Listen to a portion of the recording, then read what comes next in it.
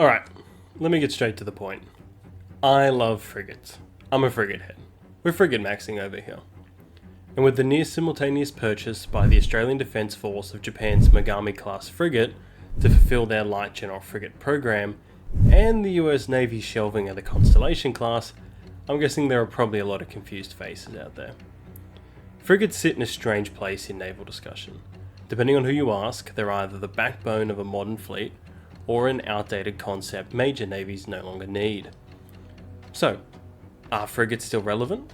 Or are they just future artificial reefs waiting for any platform with anti-ship capabilities to look their way? We're going to break down exactly what a frigate is, what role they fill, why they matter in the Indo-Pacific, and what these diverging procurement decisions really mean. Let's start with the fundamentals.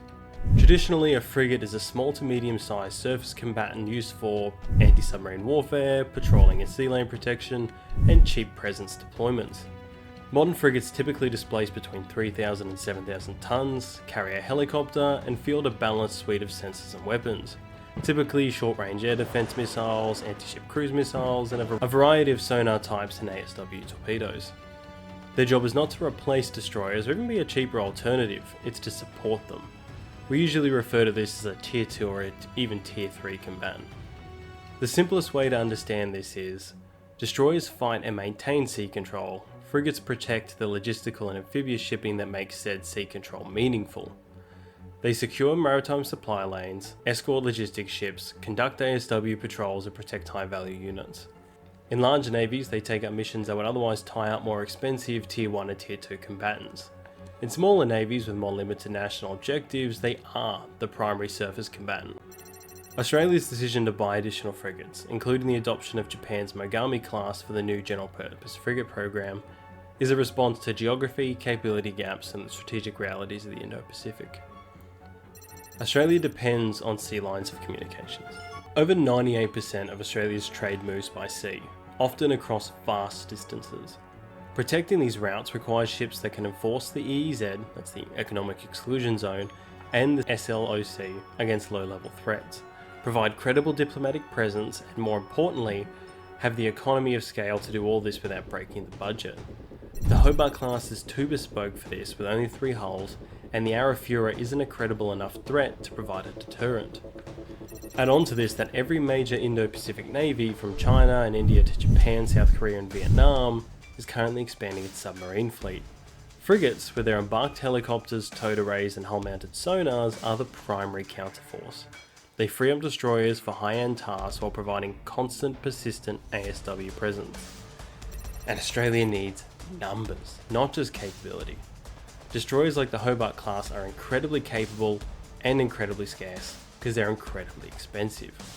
Now frigates on the other hand provide more holes in the water, lower operating cost, greater regional coverage and scalability in a crisis. You don't escort fuel tankers or patrol choke points with a $3 billion destroyer if you can avoid it. You do it with a reliable, economical frigate. Now the Mogami class, it hits a sweet spot. It's compact, heavily automated, mission flexible. The Mogami offers low crew requirements, modern ASW capabilities, decent missile loadout with 32 VLS cells, a modular mission bay, and strong endurance for its size. It's a platform optimised for presence, patrol and protection. Precisely what Australia needs more of. Now let's get to the elephant in the room. Why is the US Navy stepping away from their new frigate when Australia is stepping towards not only 1, but 2? And the answer isn't that frigates are obsolete. It's structural, tied to America's unique position and problems. The cancellation is more an indictment of the US Navy's procurement process than the class or the concept. The US already has global force protection capability. The US Navy operates the world's largest fleet of high-end surface combatants. Arleigh Burke destroyers are numerous, heavily armed and multi-mission capable. When you have 70 plus of these destroyers, the argument to pour all this money into a mid-tier frigate becomes less urgent. Add on to that the industry strain and shipyard backlog. US shipbuilding capacity is stretched thin. Submarines, carriers, destroyers, everything is delayed and a higher priority than the Constellation was. The Constellation wasn't cancelled because it was bad or unnecessary, but because the industrial base couldn't build it on time without impacting higher priority ships. Scarcity drives prioritization. The Constellation began as an easy military off-the-shelf acquisition based off the Italian and French Frem design. By the end, it was a monstrosity of tacked-on requirements, 23 feet longer and 500 tons heavier than the initial design. Hardly the copy and paste job that was initially desired. Add on to this the US differing strategic requirements. Now don't get me wrong, Australia is focused on China as well, but they're not a realistic pacing threat. They're a peer plus combatant.